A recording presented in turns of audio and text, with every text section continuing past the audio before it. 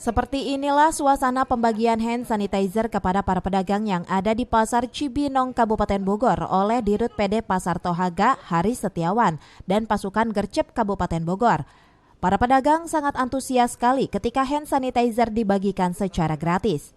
Ada hal yang cukup menarik perhatian dengan merebaknya virus COVID-19, serta bagaimana pemerintah pusat dan daerah bahu-membahu mengimbau kepada seluruh masyarakat agar waspada dan menjauhi keramaian.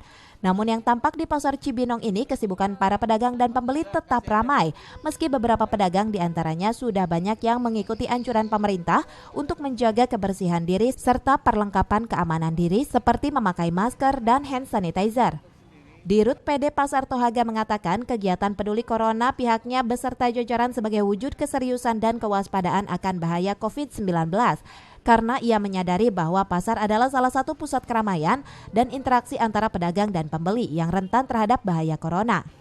Untuk itu pihaknya secara kontinu terus mengimbau kepada para pedagang agar tetap waspada dan menjaga dirinya masing-masing serta selalu menjaga kebersihan lingkungan.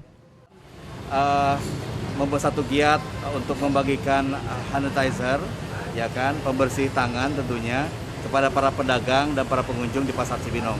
Ini adalah satu kolaborasi dengan Bogor Gerak Cepat, ya kan, dan insya Allah mudah-mudahan di setiap pasar giat ini akan dilanjutkan lebih banyak lagi gitu.